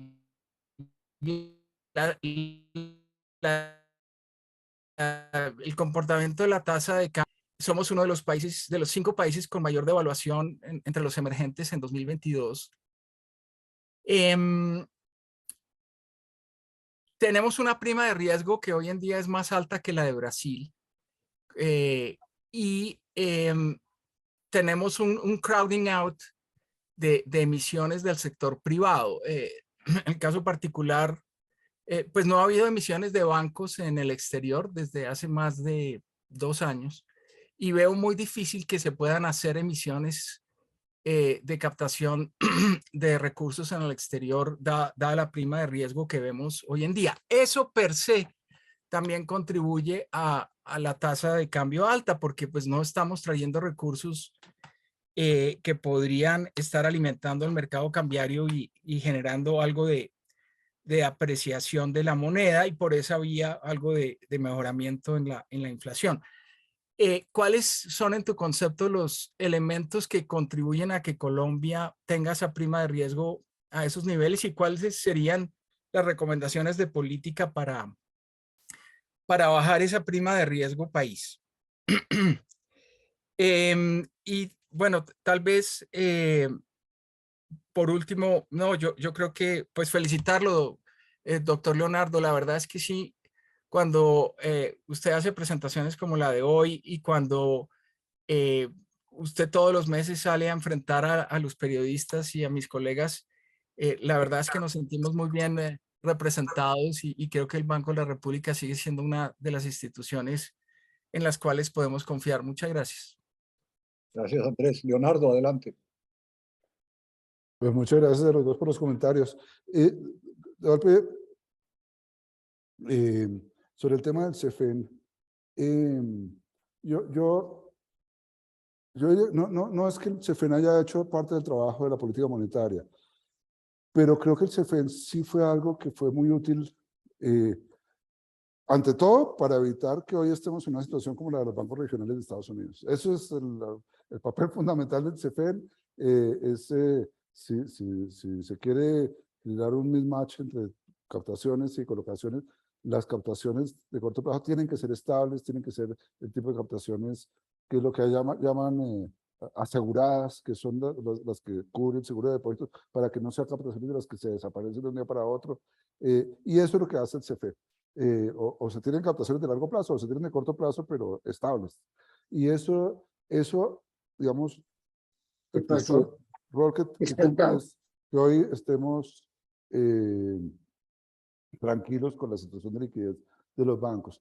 Ahora, el otro elemento fue el año pasado, digamos, ayudó en un sentido, y es cuando subíamos la tasa de interés, hubo un momento en que nosotros sentíamos o recibimos varias inquietudes y solicitudes y dicen, no, que el CEFEN nos está trancando la actividad de los bancos y es que nosotros queremos seguir creciendo la cartera al ritmo que estaba creciendo, al 23%, y el CEFEN no nos deja. Entonces dijo, no, pues aquí nadie le está diciendo que no pueden crecer la cartera. Se está encareciendo el fondeo, y entonces tienen que tener cuidado de cuánto es lo que cuesta prestar y qué tanto la gente les va a poder pagar. Y si van a prestar a largo plazo, tienen que tener fondeo acorde con eso. Y creo que eso ayudó a la desaceleración rápida de la cartera de consumo, que estaba creciendo a esos ritmos tan exagerados, y en un momento dado era una pelea entre los bancos para ver cuál crecía más que el otro. Y entonces en ese sentido creo que nos ayudó, pero nunca fue el propósito. El propósito fue más bien, digamos, como ese propósito de las reglas financieras, ayudarnos a tener hoy el sistema más sano. Sobre la tasa de cambio, tal vez no lo comenté, sobre la tasa de cambio, estoy totalmente de acuerdo. ¿Qué explica? Yo mencioné que la tasa de cambio está devaluada 25% frente a hace 2 años, y eso no sucede en los demás países de la región, los países comparables de la región. ¿Cuál es la principal fuente de eso? Un deterioro de la situación fiscal y de la prima de riesgo, que fue muy fuerte, y en particular durante el año 2021 perdimos el grado de inversión. Y si uno ve los gráficos, nosotros éramos un país que teníamos la prima de riesgo muy parecida a México. Hoy vemos a México por allá abajo y nosotros por encima de Brasil. Es claramente un aumento que se dio a lo largo del 2021 y tuvo un ajuste adicional en el periodo más reciente. Creo que la situación fiscal es absolutamente fundamental para explicar eso. Mientras los demás países se ajustaron rápidamente ajustaron sus cuentas fiscales después de la pandemia en el año 2021, Colombia no lo hizo. Y en el periodo más reciente, la prima de riesgo se afectó también por todas las discusiones sobre el futuro de los ingresos externos del país y de los ingresos fiscales, en particular sobre el futuro del sector petrolero y lo que llaman la transición energética, cómo se iba a dar. Y eso obviamente tuvo también un impacto importante que nos ha puesto incluso por encima en la prima de riesgo de Brasil. Entonces, ese es un elemento fundamental para explicar ese aumento. Creo que hoy hay un poco más de tranquilidad en ese frente, pero obviamente hay nerviosismo sobre muchos elementos de la política que hacen que nos mantengamos por encima de Brasil. Eh, pero en ese sentido lo de la tasa de cambio tiene causas muy vinculadas con esa percepción de riesgo país. Gracias, Leonardo. Vamos, le voy a dar la palabra a dos personas más. Primero a Juan José Chavarría. Juan José, adelante. Señor gerente, muy buenas tardes. Excelente presentación y también muy buena la de Roberto esta mañana o en estos días con Armando. Yo aprendí mucho. Ayer. Dos comentarios. Leonardo, quizá en lo de la tasa de cambio también pudo haber un overshooting fuerte, como con Lula en el 2002. Quizá yo pensaba que se iba a devaluar más y estoy sorprendido de que por lo menos es estable. Ojalá se mantenga. Y mi pregunta, Leonardo, es una pregunta que le hacen a uno siempre los periodistas. Yo quisiera oírlo a usted porque no es fácil. Y es, ¿qué más se puede hacer, además del manejo de tasas de interés del banco, para controlar la inflación, para bajarla? Se ha hablado de pactos de ingresos y salarios, se ha hablado de control de precios, se ha hablado de lo fiscal, se ha hablado de apertura económica, pero yo quisiera oír sus comentarios. ¿Es una tarea únicamente del banco con las tasas de interés o se puede esperar que alguien más contribuya, en particular el gobierno? Gracias, Juan José. Fernando Montes, adelante. Gracias, Armando. Mil gracias, Leonardo, por la excelente presentación panorámica de los temas de Colombia. Yo quería hacer un comentario sobre el tema de lo que está pasando aquí en Estados Unidos y cómo se refleja, digamos, en cierta forma en Colombia.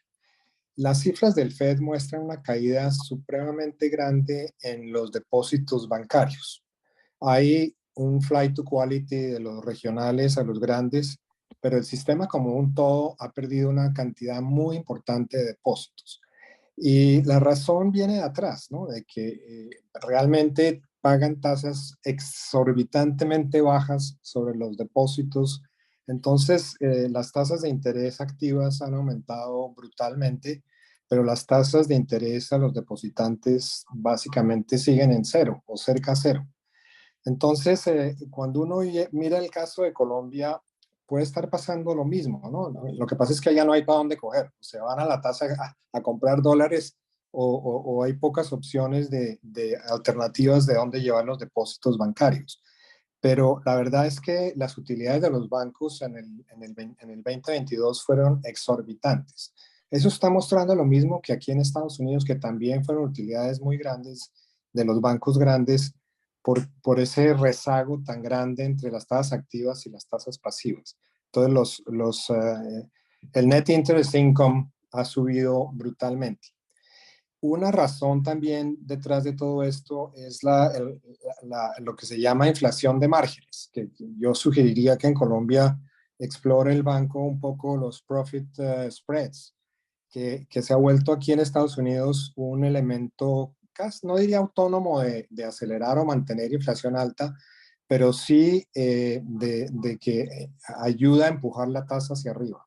Porque estos spreads en mercados oligopólicos, realmente las empresas están manipulando o manejando sus márgenes de intermediación, sus márgenes de utilidades, de una manera que realmente contribuye a acelerar la inflación.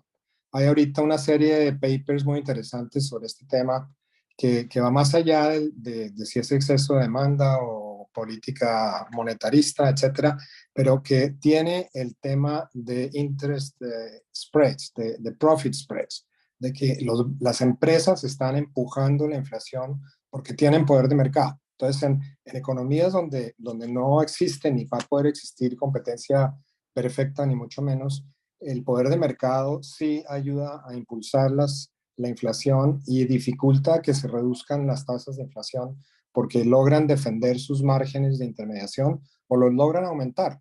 Aquí en estos papers que recientes, nunca se ha visto en los últimos 40 años tasas de utilidad tan elevadas en varios sectores, ¿no? Entonces, el tema en Colombia, yo creo que los bancos siguen abusando de su poder de mercado, porque es una industria muy oligopólica, no nos digamos mentiras, hay 4 bancos que controlan el 75% del total de activos bancarios, y ellos ponen el precio y las tasas, cuando uno mira las tasas de interés en tarjeta de crédito y en otros servicios al consumidor son absolutamente exorbitantes. Entonces, pienso que hay una necesidad de que haya una política pro competencia, pero lo que no sé es cómo ves tú y qué se puede hacer para traducir eso en algo efectivo. Muchas gracias. A ver, Leonardo, adelante.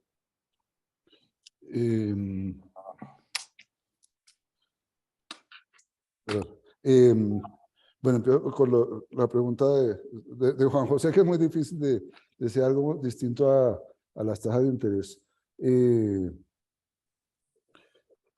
Digamos, yo diría que es muy poco lo que se puede hacer adicional al manejo de la tasa de interés.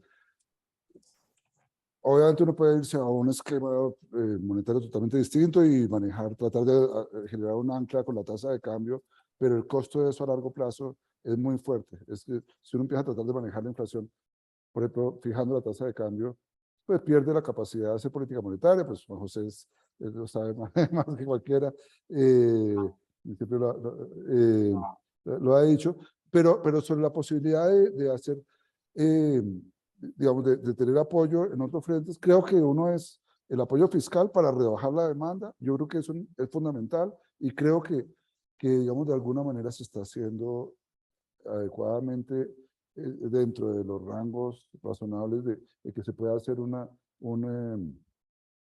ajuste fiscal. El déficit se está reduciendo y eso nos, digamos, ayuda a la política monetaria en la coyuntura actual y eso creo que es muy importante, es algo que ha destacado mucho el Fondo Monetario en estos días, que el apretamiento de la política monetaria debe ir unido a un apretamiento de la política fiscal y los dos juntos logran mucho más que cada uno por separado. Ahora, sobre controles de precios, yo creo que son muy peligrosos y quiero mencionar dos temas que muy cercanos, digamos, a lo que ha pasado recientemente en Colombia. Uno es el de la gasolina. Cuando uno, en Colombia tomó la decisión de controlar el precio de la gasolina y dejarlo fijo durante un tiempo muy largo, a pesar de que los precios de la gasolina se había más que duplicado, digamos, el precio internacional de la gasolina expresado en pesos había subido a 20.000 pesos y seguía en menos de 10.000 y se mantuvo en menos de 10.000 durante mucho tiempo. Eso lo estamos pagando hoy. Y lo está pagando el gobierno y es parte del aumento en el gasto público que se ve hoy, es que tiene que pagar una deuda al FEPEC. Y eso representa, si no estoy mal, 1.5% del Producto Interno Bruto del gasto que está haciendo el gobierno este año y que está registrando como gasto. Y hace mucho más difícil el ajuste fiscal. Y lo otro está teniendo que aumentar el precio, cuando todos los demás países están viendo bajar el precio de la gasolina. Nosotros vemos, ¿y por qué? Pues, por los demás países ven bajar la inflación como tan fácil. Y la discusión en muchos países es que está bajando la inflación no básica, porque el precio de la gasolina está bajando. Nosotros estamos subiendo, porque estamos pagando lo que hemos debido pagar hace un año. Entonces, en este sentido, es una decisión que por un lado es muy mala desde el punto de vista distributivo, es subsidiar a los que no lo necesitan, y por otro lado, pues tiene costos en el tiempo muy grandes. Yo me atrevo a decir que hay otro costo, otro ejemplo donde hay riesgos muy grandes. Hay un problema que estamos viendo, ustedes han oído las dificultades que hay para conseguir medicinas y para que las EPS consigan medicinas. Haber introducido, creo que fue algo que se hizo con muy buenos propósitos, que era necesario en muchos casos controlar los precios de las medicinas en Colombia, de los que estaba abusando, pero de golpe cuando se generalizó un poco eso y se amplió a muchos productos, llegamos a una situación que muy fácilmente se vuelve perversa, que en su momento no lo fue, pero después se vuelve muy fácilmente perversa. Y es que el gobierno no ajusta, entonces no ajusta los precios de la gasolina. Y entonces me ha hecho recordar situaciones, pues lo que está pasando ahorita, que es que no se está consiguiendo medicina porque la gente no quiere producir ni importar medicina porque en Colombia hay que venderlas más baratas que internacionalmente, pues está generando complicaciones muy graves al sistema de salud. Eso creo que que es una muestra de los riesgos tan grandes que hay cuando se introduce ese tipo de controles. Yo me acuerdo hace ya como 30 y pico de años, de estudios que mostraban en su momento que los sectores que tenían los precios controlados tenían a tener inflaciones más altas que los que no tenían los precios controlados. ¿Por qué? Porque es lo que pasaría con las medicinas. El día que alguien logre ajustar el precio de una medicina, lo va a ajustar para que le dure por lo menos 4 años, porque eso es tan difícil ajustarlo que el ajuste va a ser más grande. Entonces, eso se empieza empieza a adquirir una dinámica perversa que creo que hay que tratar de evitar, obviamente restringiéndola, pues haciéndolo para los sectores que estrictamente lo necesiten, pero en general los controles son muy difíciles de manejar.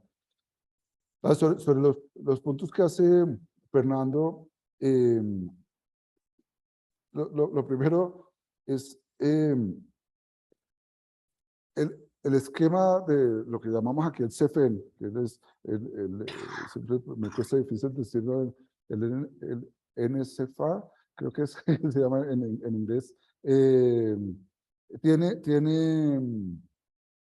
una ventaja muy grande porque obliga a que las captaciones de los bancos estén de alguna manera vinculadas en sus plazos a las colocaciones, o si no, las colocaciones tienen que estar, para ser consideradas líquidas, tienen que estar valoradas a precios de mercado. Y eso cambia totalmente las cosas.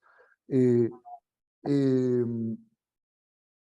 el caso colombiano, lo que eso generó fue que el año pasado las captaciones a plazo realmente se dispararon en sus tasas de interés. O sea, el spread entre la colocación y la captación a plazo no se aumentó. Eso que escribe Fernando, en el caso colombiano, no se aumentó para los CDT. La tasa de los CDT realmente aumentó de una manera impresionante. Pasamos a tener captaciones al 2% en un momento, y al final del año estábamos con captaciones al 17% a plazo. Y eso de alguna manera fue producto de ese tipo de reglas que fueron costosas para el sistema, pero que le dieron sanidad. Ahora, de acuerdo con que el oligopolio y la necesidad de mejorar la competencia es lo fundamental ahí, aparte de una buena regulación. Y yo solo mencionaría que un elemento que creo que va a ser muy importante va a ser el desarrollo del sistema de pagos, y un sistema de pagos que ayude a que las transacciones entre bancos, entre todo tipo de bancos, se hagan de una manera absolutamente ágil y fácil, sin costos excesivos que tienden a generar lo que llaman jardines cerrados en los bancos que tienen ya un poder de mercado importante. El sistema de pagos realmente me parece que es un sistema de pagos inmediatos, totalmente abierto, va a ser un elemento muy importante para la competencia. Eso es solamente un elemento de la competencia, pero creo que es en el que estamos concentrados ahorita, entonces lo menciono. Pero totalmente de acuerdo con el punto de la necesidad de desarrollar ese tipo de cosas. Si te puedo hacer una anotación, la tasa en los CDTs afecta fundamentalmente a los bancos medianos y pequeños. Los bancos grandes se fondean con depósitos muy baratos. Entonces, los márgenes de los bancos grandes han subido enormemente y de los medianos y pequeños se ha contraído. Entonces, tiene ese efecto perverso de que entre más grande, más rentable, pago menos sobre los depósitos. Y no es un problema de duration, digamos, de mantener esa necesidad de que no haya un descalce muy grande de plazos. Pero el tema de lo que cobran hoy los bancos grandes en tarjeta, etcétera, es absolutamente escandaloso. Sí, y si tú miras las utilidades de los bancos del año pasado, son realmente grotescas, ¿no? Pero porque no hay competencia. No, eso es poco lo que puede hacer el Banco de la República. Pero ¿dónde está la Superintendencia de Industria y Comercio, que se supone que es la que debe intervenir con políticas antimonopólicas y fomentar la competencia? Nunca han hecho nada. Entonces, ahí hay una deficiencia institucional muy, muy, muy grande, y no es solo en el sector bancario. Si tú miras, en todos los sectores son 3 o 4 empresas, no solo en Colombia, sino aquí también, que controlan todo, en el tema de la aviación, en el tema de las drogas, en todos los temas, la concentración ha aumentado brutalmente en todos lados y la política antimonopólica no ha sido efectiva, pero no es mucho lo que podamos hacer, pero muchas gracias. Pero el sistema de pagos es fundamental para eso porque precisamente esos grandes márgenes que se generan por tener esas cuentas, las cuentas transaccionales, digamos, las cuentas que sirven para hacer transacciones, que se vuelven un monopolio de las grandes entidades, pues van a tener una competencia mucho mayor si hay un sistema de pagos que facilita que eso se mueva entre distintas entidades. Pienso que eso va a ayudar. Gracias. Ese es el punto de... Pero son muchos elementos, de acuerdo. Vamos a darle la palabra a dos personas más. Primero a Diego Sandoval. Adelante, Diego. Bueno, primero repetir, para mí personalmente siempre es un gusto hablar con Leonardo. Pues llevamos muchos años hablando, ahora ya en el banco menos, pero felicitaciones por tu excelente presentación. Yo quisiera volver sobre el punto que acabas de tocar. En el mundo hay dos ejemplos muy importantes de sistemas de transferencias interbancarias en términos real manejados por el Banco Central. Está el sistema PIX de Brasil, muy conocido, de un éxito tremendo, y el sistema UPI de la India. Son dos ejemplos fabulosos en el cual pues se libera a los usuarios de sus pagos de tener que pagar el peaje del sistema bancario, pues que en Colombia lo hace ACH. Entonces, yo quisiera saber si esta nueva rama de la fintech realmente es un elemento clave en la gobernanza y si el banco realmente está interesado en un plazo corto de tener un PIX o un UPI en Colombia. Eso a mí me parece que porque eso tiene una ayuda gigantesca, sobre todo a la economía informal. Digamos, pagos grandes no, pues seguirán siendo normales, pero esto que con un datáfono y un código QR tú puedes hacer absolutamente todos los pagos, independientemente del sistema financiero, eso ayuda a la formalidad, eso ayuda a la inclusión financiera y al crecimiento.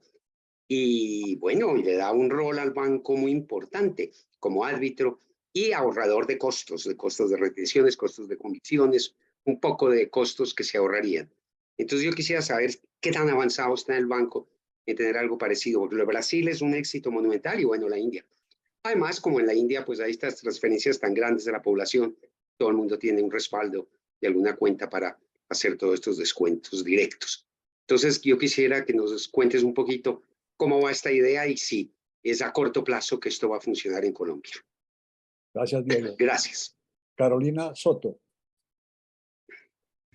Un saludo para todos, para Leonardo, como siempre, un gusto escucharlo y verlo de nuevo. Mi pregunta es, y yo sé que no me la puede contestar directamente el gerente del banco, pero igual la voy a hacer, es, ¿ustedes tienen contemplado dentro de sus escenarios, dentro de sus proyecciones centrales, que se aprueben las reformas del gobierno? O mejor dicho, para que me lo pueda contestar, yo vi en las cifras que nos mencionas del déficit de este año que hay una corrección del déficit fiscal, pues uno dice, bueno, este año no va a haber esos cambios que pueden darse con la implementación de las reformas, pero para el próximo ya podríamos, de ser aprobadas, ver una presión de gasto muy fuerte. Entonces, para que me puedas de pronto responder es qué tanto están viendo el crecimiento del déficit para el próximo año. Entonces ya con eso veo un poquito cómo están incorporando las reformas que está planteando el gobierno al Congreso. Eso por un lado. Y un comentario chiquito sobre los precios de los medicamentos, y es que no estoy tan de acuerdo que haya sido por el control de precios que en este momento se haya visto el aumento de los medicamentos. Y esto lo digo porque los medicamentos que se controlaron son un grupo, no son todos. Y ahorita estamos viendo que el desabastecimiento se está dando en muchos de los medicamentos no controlados, en algunos controlados también, y están aumentando sus precios y tampoco hay registros que se estén aprobando rápido en el INVIMA y hay un retraso y hay un rezago de los registros sanitarios. Entonces puede ser también ese factor, más el cambio tecnológico que siempre encarece los medicamentos. Entonces esa era la pregunta y el comentario. Muchas gracias. Adelante, Leonardo. Bueno, de golpe empiezo por el último punto para aclarar, digamos, reitero que lo que dije antes, ciertos controles de precios en el caso de medicamentos eran indispensables. Yo no tengo duda y no, pues, claramente creo que fue una buena gestión la que se hizo ahí por parte de Alejandro en su momento. Pero, digamos, el riesgo es que si se va más allá de algunos productos específicos y no se maneja bien por parte de las autoridades, la posibilidad de que eso se convierta en un mecanismo de desestímulo al abastecimiento existe y creo que en algunos casos, no en todos, pero en algunos casos eso se está viendo. Eso no es lo único, estoy totalmente de acuerdo. Hay problemas de autorizaciones del INVIMA, etcétera, que también se está presentando y que están generando este desabastecimiento que se está viendo. Y el problema es mucho más complejo, digamos, pero creo que también hay un pedacito que surge de un mal manejo de los controles de precios de medicamentos. Sobre las reformas, yo realmente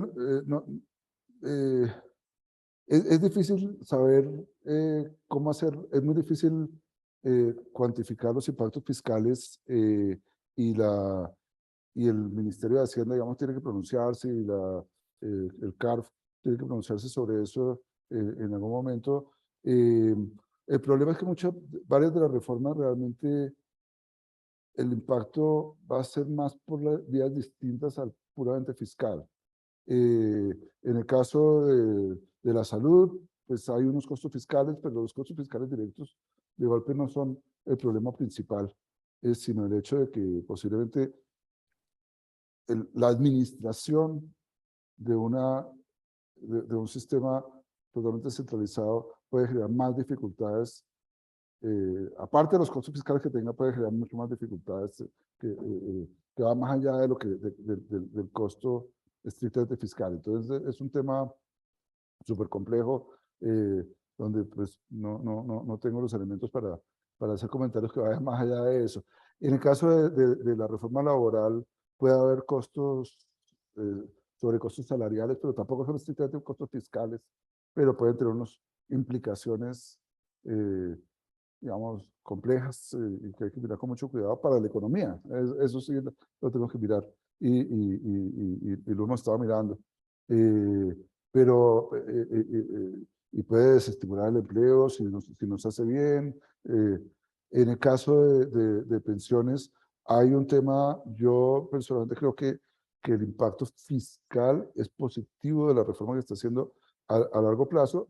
El impacto, pero son dos temas distintos. Hay un impacto fiscal que creo que es positivo porque reduce los subsidios para los ingresos altos de todas las personas, digamos, de todas las personas como los que estamos aquí, que terminamos ahorrando en un sistema privado, contribuyendo a la bolsa privada, pero después pedimos que la pensión no la pague la bolsa pública. Ese es el esquema actual y eso es terriblemente costoso y esto lo reduciría. Pero hay un efecto muy complicado que hay que mirar del lado del financiamiento del mercado de capitales y del sector público, porque la canalización de los recursos y el ahorro financiero pues puede cambiar y entonces esas implicaciones pues son también difíciles y creo que las han estado mirando con cuidado, pero pues amerita una discusión que va mucho más allá de lo que yo podría comentar. Y sobre el tema que plantea Diego del PIX y del sistema de la India, ese ha sido un tema absolutamente prioritario para nosotros en este periodo. Hemos tenido unos foros trabajando con el sistema financiero muy exitosos y lo que puedo decir, Diego, es las cosas están bastante avanzadas. Son difíciles porque hay que hacer desarrollos, los desarrollos de sistemas son complejos.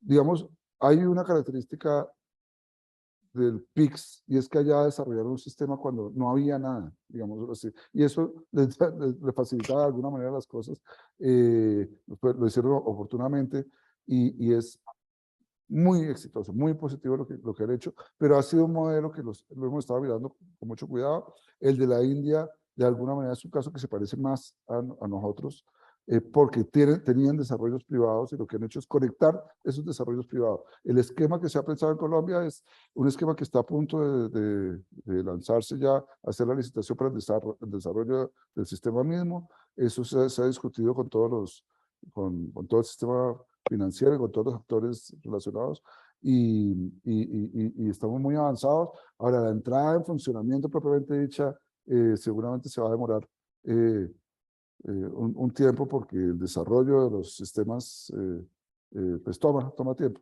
Pero la idea es obligar y conectar a todas las plataformas que hoy se han ido desarrollando, conectarlas entre sí y con todos los que no están haciendo parte de estas plataformas, de tal forma que haya interoperabilidad plena entre todas las entidades financieras con un sistema de pagos inmediatos. Eso creo que va a tener un impacto muy grande y digamos, lo hemos mirado con mucho cuidado las experiencias tanto de la India como de Brasil y varias otras, pero esas dos estoy de acuerdo con que son las más llamativas de todas. Entonces, es un gran reto, creo que estamos avanzando bastante bien y el trabajo, digamos, de buscar una relación armónica, digamos, con el sistema financiero, tanto con los incumbentes como con los que no están metidos en el negocio hoy, ha sido muy productivo y muy constructivo. Gracias, Leonardo. José Leibovich, adelante. Bueno, buenas tardes. Muchas gracias, Armando. Un gusto escuchar a Leonardo y de verlo por lo menos por la pantalla. Lástima que no haya más tiempo para hacer otras actividades. Bueno, Leonardo, yo quería hacer un comentario sobre el tema de inflación de alimentos. Y digamos, el primer punto es llamar la atención que hemos estado en un periodo que no se veía desde hace mucho tiempo. Creo que en las estadísticas es difícil encontrar algo parecido, y es que hemos tenido 2 años del fenómeno de la Niña vigente en Colombia. Ahorita las perspectivas apuntan a que en vez de pasar a una situación neutral, las probabilidades están aumentando para que tengamos un fenómeno del Niño en el segundo semestre del año que pues tiene otras consecuencias. Pero ese hecho, pues que es un choque, digamos, climático negativo que golpea parte de la producción del sector agropecuario. Leonardo mencionó cómo el año pasado el sector decreció frente al conjunto de la economía, que creció de una manera muy importante.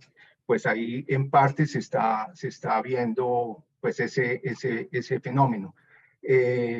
Ese trabajo que hizo el banco de que los paros y los bloqueos pudieron ser un detonante puede ser cierto, pero me parece que la persistencia de esta inflación tiene que ver más con este fenómeno climático importante. No descarto, obviamente, los hechos de la tasa de cambio y de los insumos importados que también afectan a parte de la agricultura nuestra. Pero entonces, pues ese es como el hecho que quería comentar y hacer una pregunta o una consideración, y es cuando estos son choques negativos por fenómenos climáticos, a uno le suena un poco paradójico y raro o como curioso que la política para controlar la inflación sea la que el banco ha venido tomando de ir subiendo las tasas de intervención del banco para frenar, como si el fenómeno fuera un fenómeno de una demanda desbordada. Yo sé que en el agregado sí, la demanda desbordada, pero este sector, que es un sector, digamos, pues que obviamente afecta a toda la población, pero tiene un impacto muy importante sobre segmentos de la población, y vamos a ver los resultados en las próximas semanas de la medición de pobreza que va a salir para el año pasado. pues la pobreza y la pobreza extrema, con toda seguridad, por más crecimiento que haya habido, me parece que va a dar resultados de aumento en la pobreza.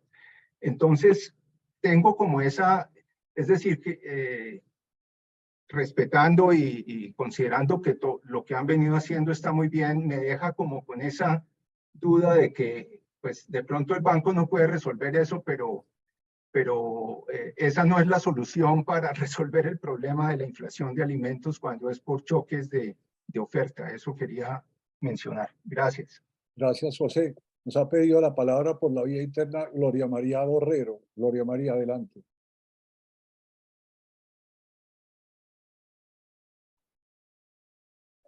¿Aló?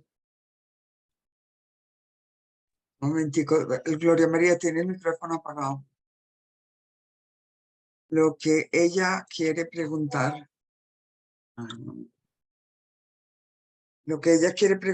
me dice, es en todo este análisis, Leonardo, ¿cuál es el impacto del narcotráfico y de la economía ilegal? Escribe Gloria María. Que también es una pregunta relacionada que hace Paula Costa, si no estoy mal. Ok. Adelante, Leonardo. Bueno. No, primero sobre el punto que hace José de la política sectorial. Realmente se me olvidó cuando Juan José Echavarría preguntó de otras políticas que pudieran ayudar a la política de tasa de interés, etcétera. Pues, no mencioné el tema de la política sectorial agropecuaria. Y sin duda sería, o sea, una política encaminada a mejorar la oferta agropecuaria, la oferta de alimentos, sería absolutamente esencial, vista como un complemento de la política monetaria, dado que la inflación no ha sido exclusivamente de alimentos. Si fuera una cosa exclusivamente de alimentos, de golpe esa sería la política, y no, la política monetaria no tendría que meterse. Pero dado que la inflación ha sido bastante generalizada y está afectando hoy al conjunto de bienes, pues la política monetaria se vuelve clave. Pero sí estoy totalmente de acuerdo con que una política sectorial encaminada a mejorar el suministro de alimentos importados y nacionales sería fundamental. El tema de la niña, me parece muy interesante la explicación. Yo tengo una inquietud y es que yo, digamos, en el sector cafetero, por ejemplo, tengo siempre la idea de que cuando llueve mucho y entonces el café no florece, etcétera, y la producción se daña. Pero hay otros sectores donde a mí me sorprende que mucha agua afecte mucho la producción. En el sector tradicionalmente, por ejemplo, la ganadería era más bien, le iba bien cuando había muchas lluvias, pero me parece que es un tema súper relevante, es un tema que simplemente no lo entiendo suficientemente, pero me parece muy interesante la idea de que parte de la explicación fue un fenómeno climático de tener 2 años la niña y que ahí puede haber un elemento importante. Sobre el tema del narcotráfico y de economía ilegal, es un tema muy difícil porque yo no tendría elementos de juicio para decir que es que eso ha cambiado de una forma que pueda hacer explicación por ejemplo, del fenómeno inflacionario del último año, y además que es un fenómeno inflacionario que se ha dado, bueno, en el caso de alimentos, por sectores como como factores como estos que mencionaba José, pero en muchos otros sectores realmente es un fenómeno que en buena medida vino internacionalmente y en un ambiente de mucho de exceso de demanda, y yo realmente no vería una conexión con que ese exceso de demanda hubiera sido generado por narcotráfico, por actividades ilegales. Entonces, ese exceso de demanda se dio en un contexto en que la tasa de cambio más bien estaba subiendo, lo cual no sugiere que la fuente de recursos no venía del exterior. Entonces no lo veo, no veo el vínculo. Es un tema que por supuesto es fundamental para la economía colombiana, siempre lo ha sido, pero no veo que haya tenido un cambio que permita entender como el ciclo económico de mayor inflación y de auge de la demanda del periodo reciente. Gracias, Leonardo. No hay manos levantadas. Ya, salvo que alguien en este momento quiera decir algo final, yo creo que vamos a dejar descansar a Leonardo, que lo hemos Pero abusado de su una, una pregunta, a ver, voy a leer las dos preguntas que hay en el chat. María Paula, María Paula. Primero la de Gabriel Sánchez, con esas tasas de inflación previstas y con la observación directa. Gabriel podría explicar la pregunta. Y María Paula también. Gabriel Sánchez. ¿Aló? A veces se retiró. María Paula. Marta, ¿soy yo, cierto? ¿Paula Costa? Sí, perdón, perdón que te puse el María, perdón. No. No, la pregunta es un poco, digamos, viendo esto que nunca habíamos visto, que es un tema de exceso de coca a nivel internacional, que además, digamos, coincide temporalmente con una mejoría, una revaluación del precio del peso frente al dólar. Una teoría es que lo que está presionando el precio del dólar a la baja es precisamente ese exceso de coca que hay en el país. Yo no sé, yo me acuerdo que hay mediciones de PIB con y sin coca, pero yo no sé si ustedes tienen alguna medición de cómo puede afectar eso, el precio del dólar, ese fenómeno de exceso de coca que no habíamos visto nunca antes. Listo. Y Gabriel Sánchez. Aló. Sí, Gabriel Sánchez. Armando, gracias. Muy rápido. Yo lo que he visto es un aumento importantísimo en el tema de la deuda de vivienda y en particular con el Fondo del Ahorro.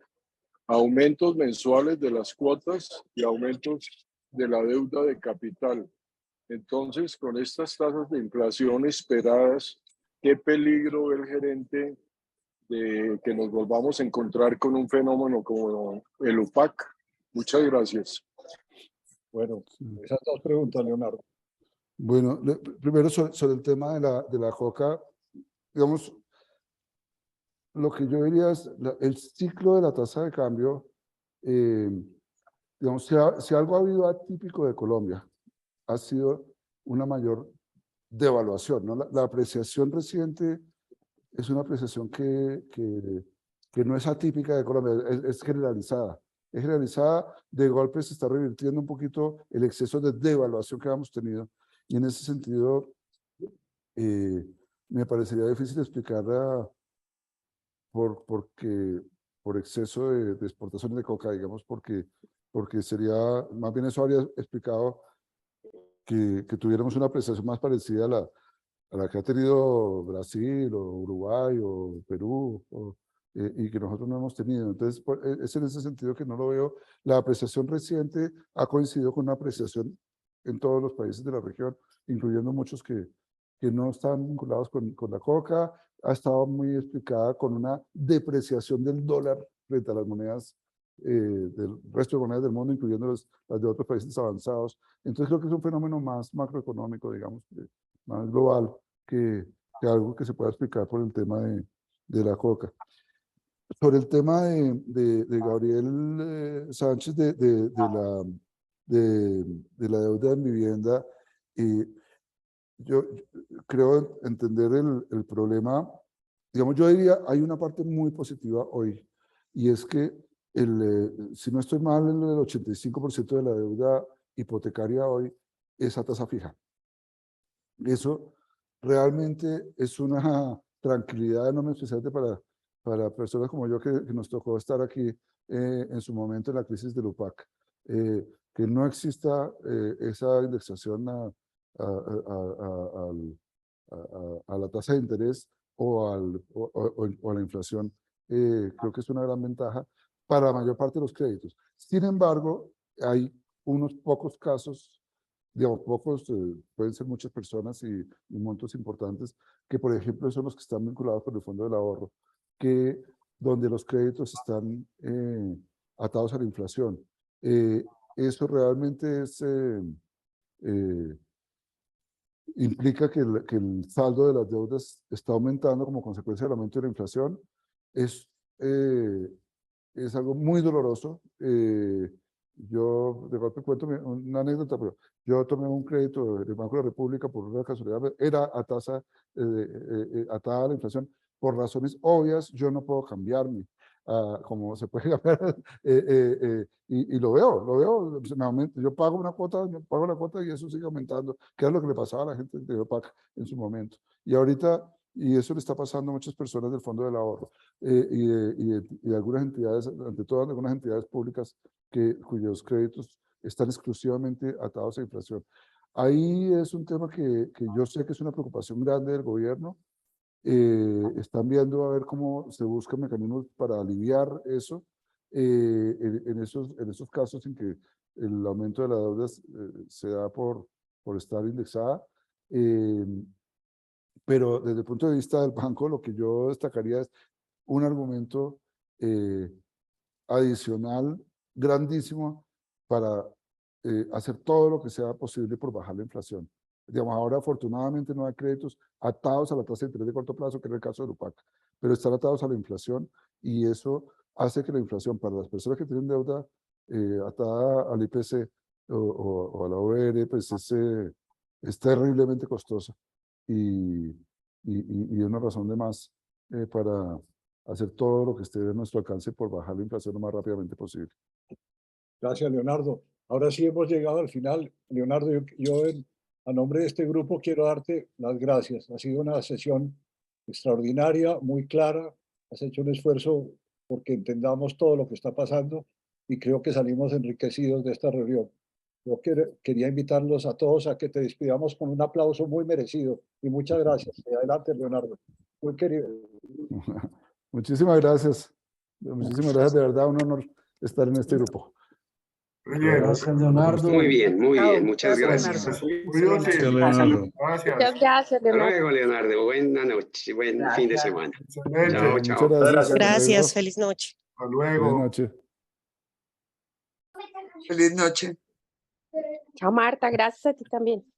Chao, Marta. Chao. Chao. Hasta luego. Gracias. Buenísimo.